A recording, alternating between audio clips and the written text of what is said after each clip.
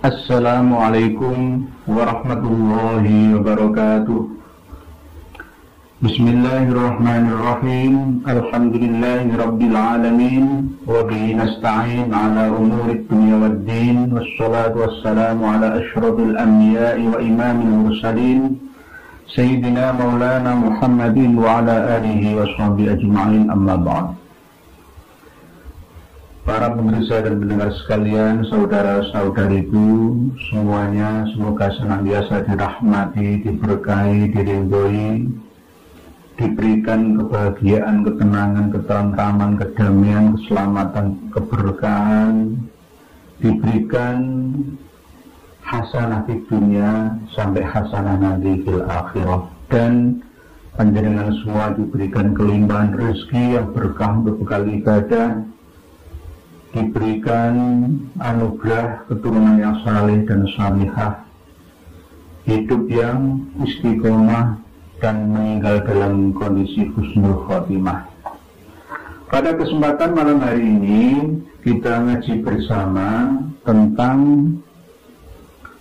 ilmu nasab, yang mana kemarin sudah dibahas oleh kawan-kawan kita yang menerangkan tentang siapa, bagaimana, dari mana kemana, ya, Imam Abdullah Ubaidillah itu. Begitu juga Kiai Haji Maduddin Usman sudah memberikan statement setengah pamungkas, ya, bahwa terputusnya nasab sejak meninggalnya Imam Ahmad Al-Abbah bin Isa Ar-Rumi itu 345 Hijri, ya, sampai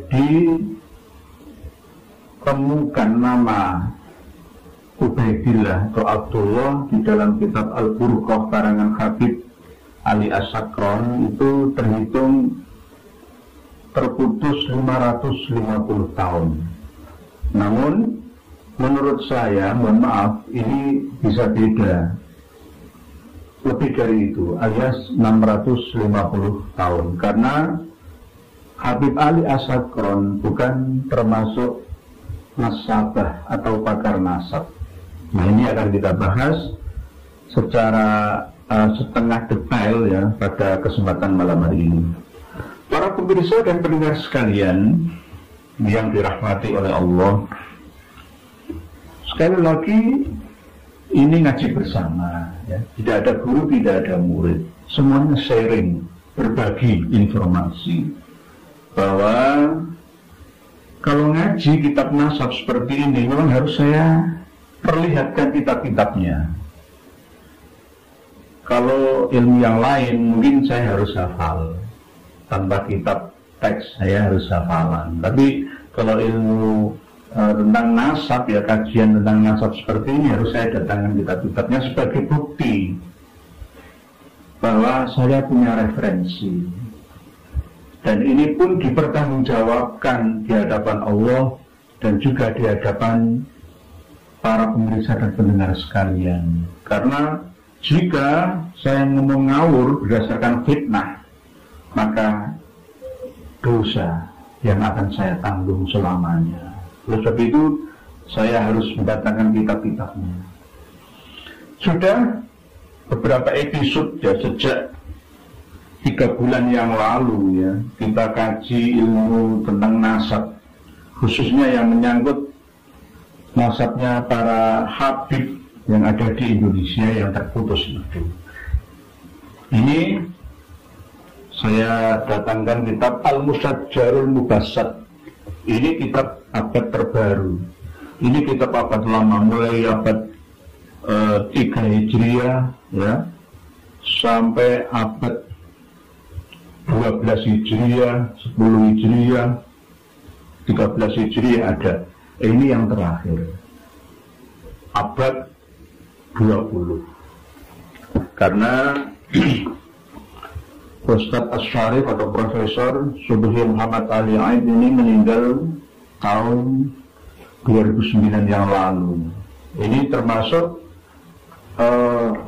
pakar nasab dari Mesir. Beliau juga seorang ketua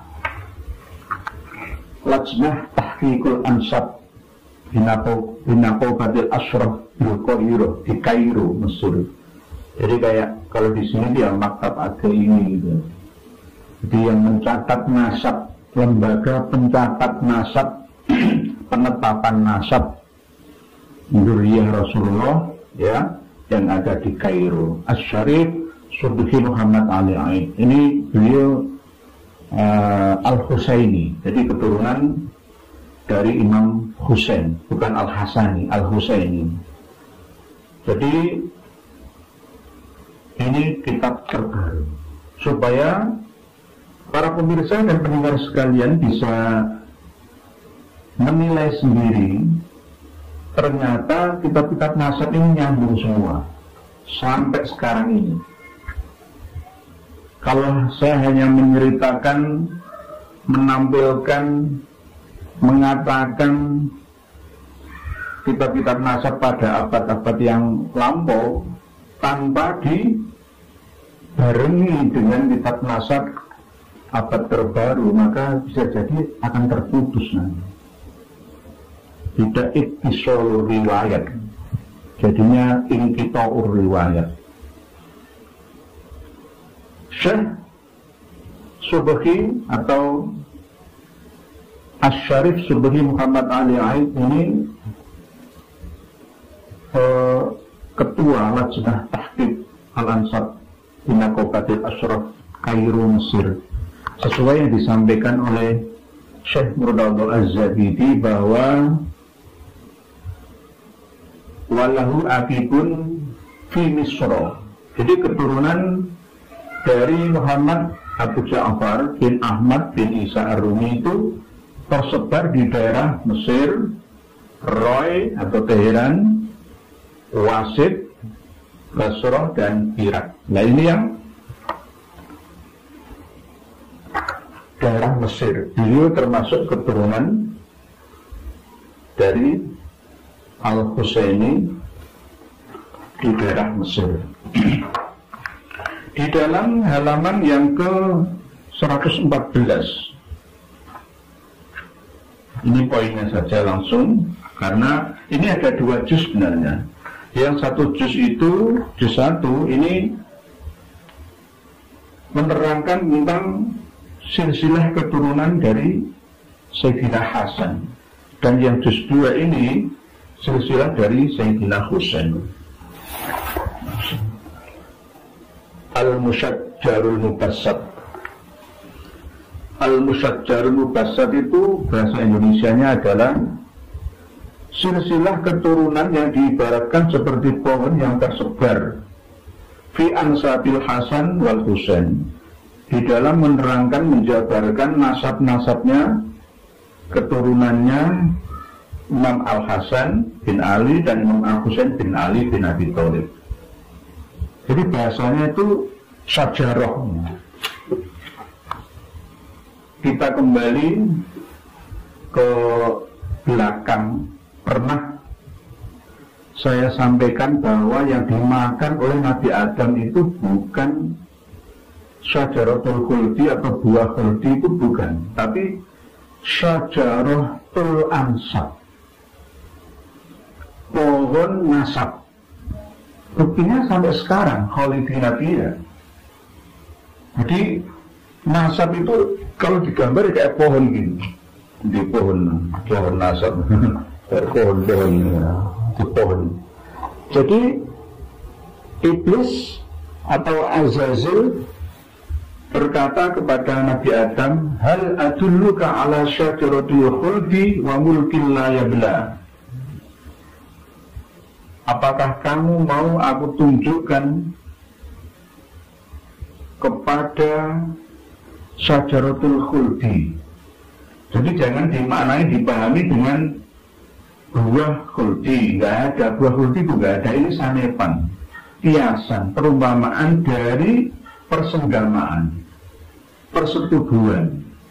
Inilah godaan yang paling besar dalam sejarah umat manusia sejak dulu sampai sekarang, Syajaratul Khuldi. Jadi ada kitab Asy-Syajarah Al-Mubarakah, ya, sejarah, ya, pohon silsilah nasab yang diberkahi, Asy-Syajarah Al-Mubarakah. Ada lagi Tama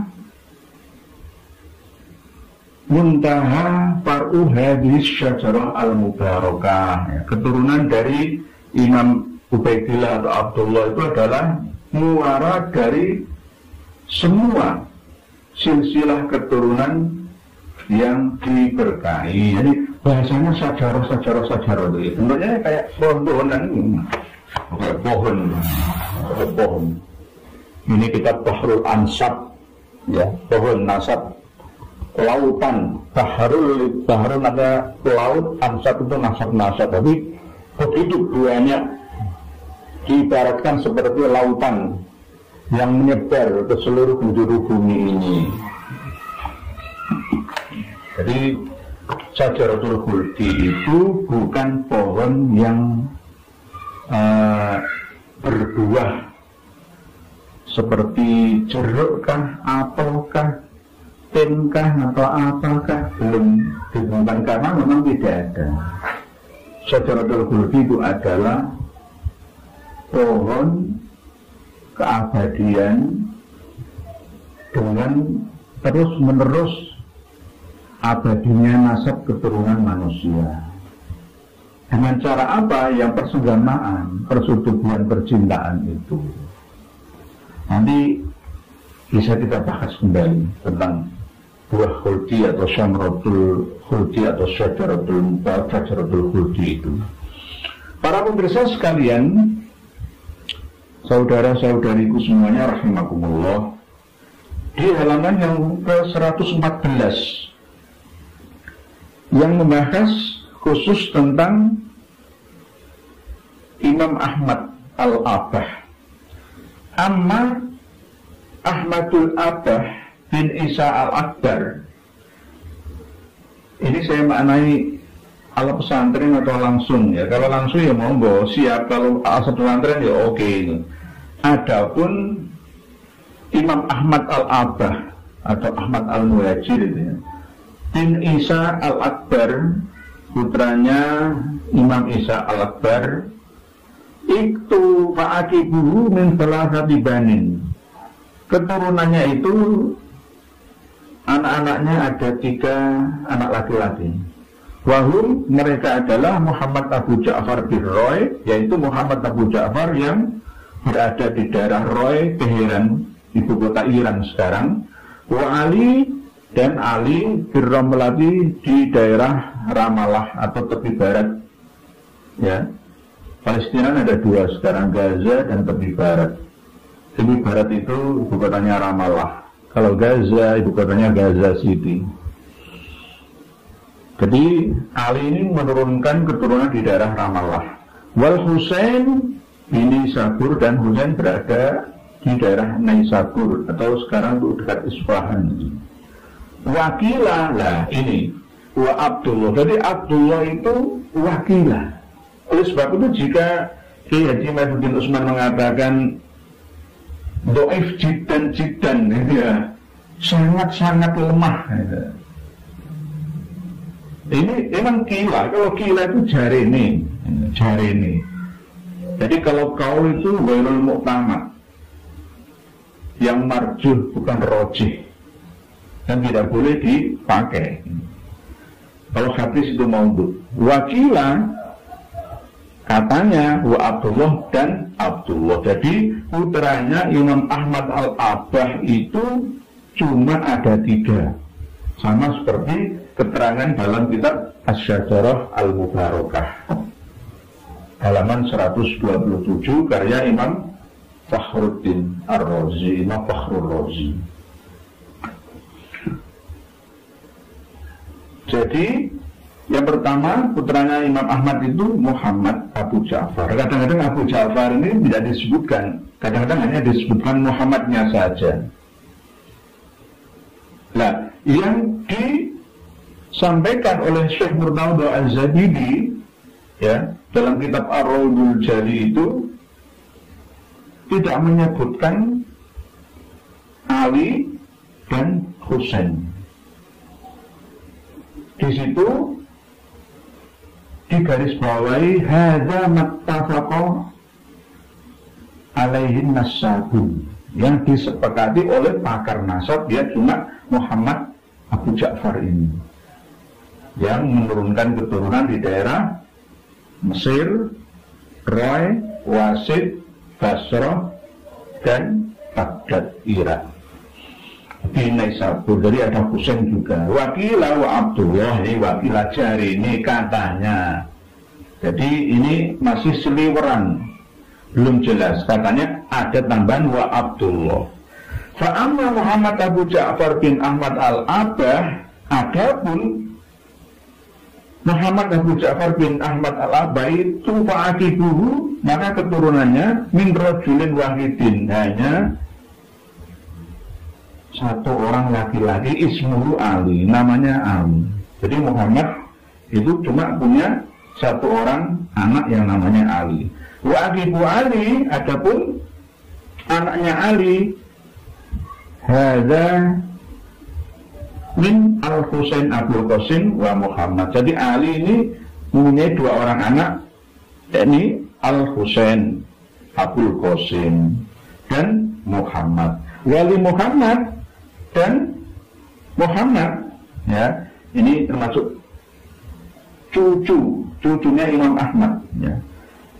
Hadza Al-Hasan, Muhammad punya cicit Said Ahmad Al-Muhajir punya cicit yang namanya Al-Hasan. Walil Hasani, Ahmad punya anak Ahmad. Jadi nama itu bolak-balik terus, bolak-balik hampir sama mirip. Jadi ini cuma tiga. Nah yang Abdullah itu kila, katanya, jari ini remeng-remeng ya. Nah, walaupun begitu, yang diucapkan oleh para pentahqiq nasab dari penduduk Yaman, wa qala al-muhaqqiquna min ahli Yamani wa Hadramaut, dan Hadramaut, pentahqiq kitab dari penduduk Yaman dan Hadramaut, kal Imam Ibn Samurah, seperti Imam Ibn Samurah, wal Imam Al-Jundi dan Imam Al-Jundi, wal Imamul Awaji dan Imam Al-Awaji, wal Imam Husain bin Abdurrahman Al-Hadal, wal Imam Ibn Abil Hub At-Tarimi, wal Imam Fadl bin Muhammad At-Tarimi, Tarim, daerah Tarim, wal Imam Muhammad bin Abi Bakar bin Ubbad Asyami, wa Syekh Fadl bin Abdullah Asyadari, wal Imam Abdurrahman bin Hasan, mengatakan seperti ini. Kharaja as-Sayyidus Syarifu Ahmad bin Isa wa ma'ahu waladuhu Abdullah. Jadi hampir sama seperti yang tertera dalam Ar-Rawdul Jali fi Nasabi Bani Alawi, versi cetakan terbaru yang ditahqiq oleh Abu Bakar Ba'din. Kalau yang ditahqiq oleh Arif Abdul Ghani nggak ada. Jadi sama. Cuma di dalam Ar-Rawdul Jali itu menyebutkan qala Al-Ubaidili gitu. Ini nggak ada. Qala Al-Ubaidili nggak ada. Memang ini tambahan perkataan dari para imam dari daerah Yaman dan Hadramaut bahwa kharaja as-Sayyidus Syarifu Ahmad bin Isa, Imam Ahmad bin Isa keluar ya, wa ma'ahu, bersamaan dengan beliau, waladu, anaknya yang bernama Abdullah, fi jam'in minal aulad, bersamaan dengan golongan dari anak-anak, wal qarabat, dan para kerabat Imam Ahmad, wal ashab, dan para saudara teman-teman Imam Ahmad, wal khuddam, dan para pelayan, minal Basrati, dari kota Basrah, fil Irak, di daerah negara Irak, ila Hadramaut, marang ke arah kota Hadramaut Yaman. Ba'da tanakuli, setelah berpindah-pindah minal buldani, dari kota ke kota, Wattaghrubi, ya dari Mekah, Madinah, ya pindah-pindah. Wattaghrubi anil autoni, dan menyingkir dari tanah air, ya, hikmatan, untuk mencari hikmah minallahil malikil ma'nan, dari Allah yang maha raja dari segala raja dan yang maha memberi anugerah. Intaha. Jadi di dalam kitab terbaru ini juga mengatakan bahwa ya Abdullah ini belum Ubaidillah, ya, bukan Ubaidillah, Abdullah, ya, ini benar-benar hanya sekedar gila. Ini ahli nasab abad 20 dari Kairo, Mesir. Di Mesir itu tersebar dzurriyyat Imam Ahmad Al-Abbah. Para pemirsa dan pendengar sekalian, jadi sudah jelas Mesir pun Maqabatul Ashraf, lembaga pencatat nasab, itu juga mengetahui bahwa Imam Ahmad itu juga memiliki anak yang bernama Abdullah. Cuma katanya, jadi tidak dijelaskan secara detail seperti detailnya Imam Murtadha Az-Zabidi dalam kitab Ar-Raudhul Jali itu. Jadi ini sudah jelas bahwa kitab Al-Musyajjarul Mubassat ini hampir sama seperti kitab Asy-Syajarah Al-Mubarakah. Imam Ahmad hanya memiliki 3 orang anak, yaitu Muhammad Abu Ja'far Birroy wa Ali Birramlah wa Husain bin Nasabi Nisabur. Sama. Jadi semuanya harus ada dasar kitabnya, dipertanggungjawabkan. Jangan kira-kira saja. Sekarang kita beralih ke informasi terbaru. Saya teliti dari asal-usul Bani Alawi, yaitu dari Yaman. Menurut orang-orang Yaman, itu juga terjadi pertentangan sampai sekarang tentang siapa sebenarnya Abdullah itu.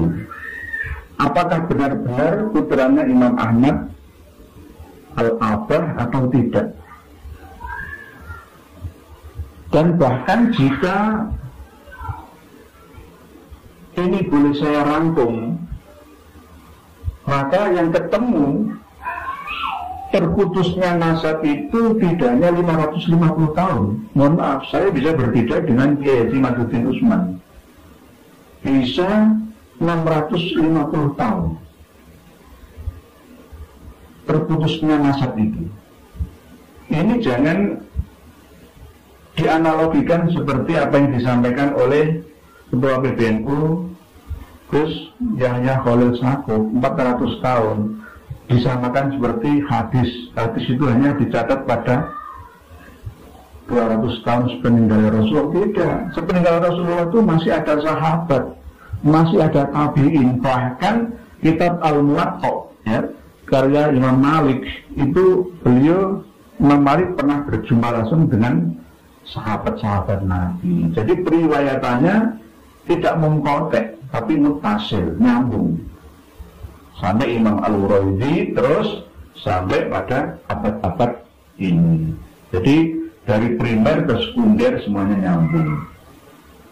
Memang di Yaman sampai sekarang, ya, itu masih terjadi pertentangan.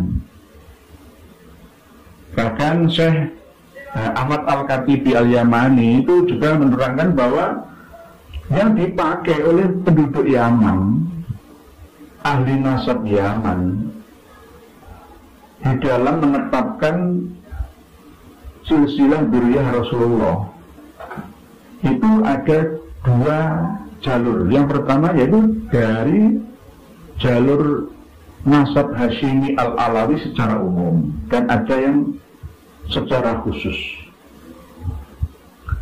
Bisa dibaca dengan bahasa Arab, ahammu hadhil kutubillati tamal i'timadu 'alaiha. Pertama fin nasabil hasyimi al-alawi umuman. Jadi sampai sekarang masih terjadi perdebatan dari daerah, negara, kota, asal muasal para habib yang ada di Indonesia ini juga terjadi pertentangan, perselisihan, perdebatan yang dipakai dasar oleh para pakar dan peneliti nasab yang ada di Yaman itu. Yang pertama menggunakan Kitabul Mu'aqqabin. Pakai kitab ini.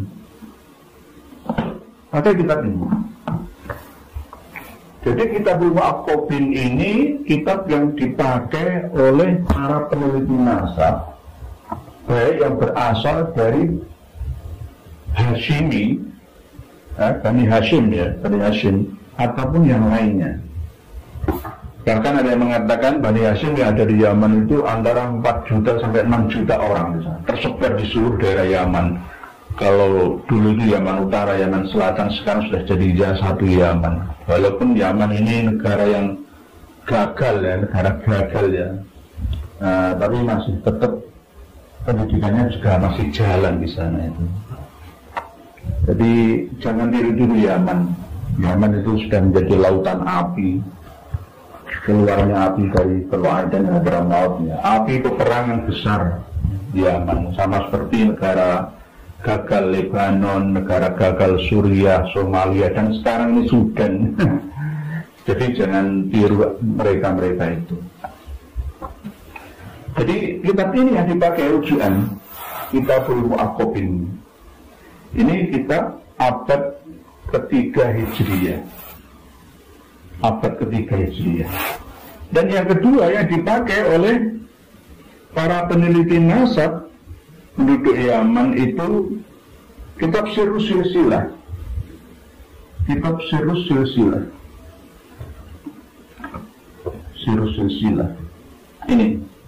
Kitab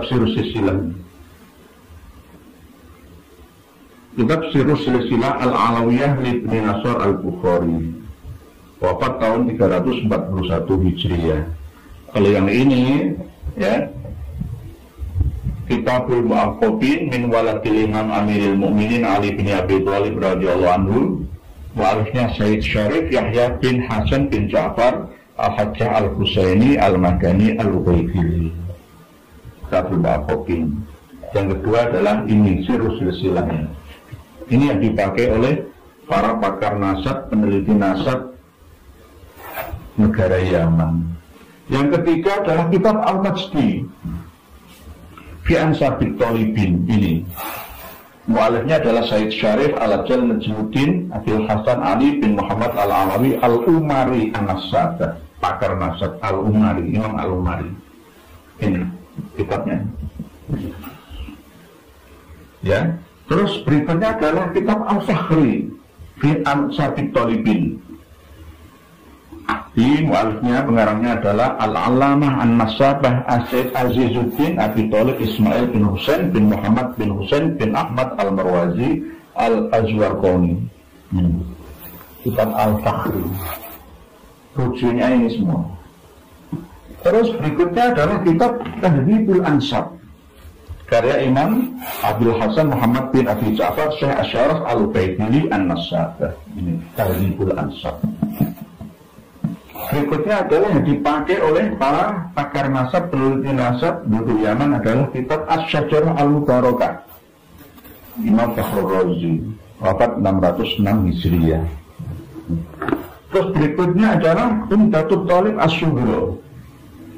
Ini yang dipakai standar penelitian para pakar nasab dan peneliti nasab Yaman, Umdatut Thalib As-Sughra fi Nasabi Abi Thalib. Mu'alifnya adalah Al-Allamah An-Nasabah Jamaluddin Ahmad bin Ali Al-Husaini Al-Hasani Ad-Dawudi Al-Ma'rufi bin Ambah. Macam-macam, Ibnu Inabah atau Ibnu Anibah atau Ibnu Ambah, nggak apa-apa. Kalau saya itu mengatakan Ibnu Ambah, yang penting tidak dibaca sukun semua. Ini kan nggak ada harokatnya ya, bebas dibaca Ibnu Anubah, Inabah, Anibah, terserah. Yang penting jangan dibaca sukun semua. Kalau sukun semua mati nggak bisa dibaca. Ibnu Ambah. Nah ini kitab-kitab yang dipakai oleh para pakar nasab penduduk Yaman. Terus para hadits pakai kitab yang mana? Kalau kitabnya sama, harusnya pemahamannya juga sama. Jadi kitab-kitab ini sudah benar-benar mutasil dari awal sampai terakhir ini. Jadi ini untuk standar ya, yang secara umum standar yang dipakai oleh ahli Yaman atau penduduk Yaman dalam menentukan nasabnya. Bani Hashim ya, ada yang umum dengan kitab ini secara umum, dan ada yang khusus yaitu menggunakan kitab Nailal Hasaniyin bi ansabi man bil Yaman min buyuti Itratul Hasani wa ghairiha. Jadi pakai kitab Nailal Hasaniyin min buyutil ilmi wa zuti was sholahi wa riyasati al Yamaniyah. Jadi kitab ini kitab khusus dalam mengkaji nasab sampai tahun 1376 Hijriah. Mu'alifnya adalah Muhammad bin Yahya bin Abdullah bin Ahmad bin Ismail bin Al-Hasani bin Ahmad Az-Zabarah. Jadi Imam Ibnu Zabarah ini yang dipakai kitabnya oleh pakar nasab Bani Hashim di Yaman. Tapi khusus ini pakai khususan. Dan yang berikutnya adalah menggunakan literatur ya, atau belum jadi kitab tapi masih berbentuk manuskrip. Manuskrip itu ya belum dibukukan, manuskrip, jadi masih berbentuk manuskrip yang kuno. Ini bernama kitab Rawdatul Albab wa Tuhfatul Ahbab wa Buhiyatul Tullab wa Nukhbatul Ahsab bi Ma'rifatil Ansab al-Masyhur bi Musajjar Abi Allamah. Mu'alif pengarangnya adalah Muhammad Abi Allamah, wafat tahun 1044 Hijriah.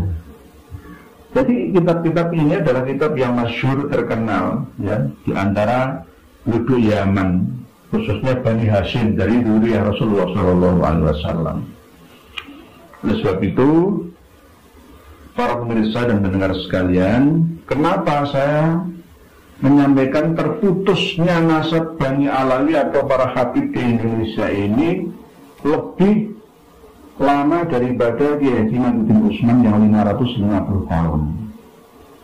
Karena Kiai Haji Imaduddin Usman bertendensi pada kitab Al-Furqah Al-Musyiqah karangan Habib Ali As-Sakron. Kalau saya bertendensi pada kitab Umdatul Thalib. Jadi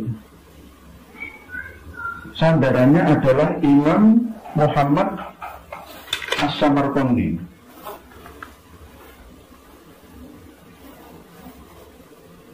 Tuhfatul Thalib, bukan Umdatul Thalib. Tapi Muhammad As-Samarqandi, pakar nasab yang ke-395. Muhammad bin Abdullah Al-Husaini As-Samarqandi karena hayyan ila sanati 994. Jadi beliau masih hidup sampai 994 tahun. Nasabah seorang pakar nasab lahu Tuhfatul Thalib lima arti manyantasi bil Abdillah wa Abi Thalib. Jadi kitab Tuhfatul Thalib itu yang menemukan pertama kali nama Abdullah. Kalau Habib Ali As-Sakron itu bukan pakar nasab. Jadi mohon maaf, adik saya Kiai Haji Imaduddin Usman, saya berkesimpulan bahwa terputusnya nasab Bani Alawi atau para habib di Indonesia itu 650 tahun. Bisa kurang, bisa lebih. Karena bertendensi pada penemuan ya nama Abdullah oleh Muhammad As-Samarqandi, pakar nasab abad ke-10 Hijriah.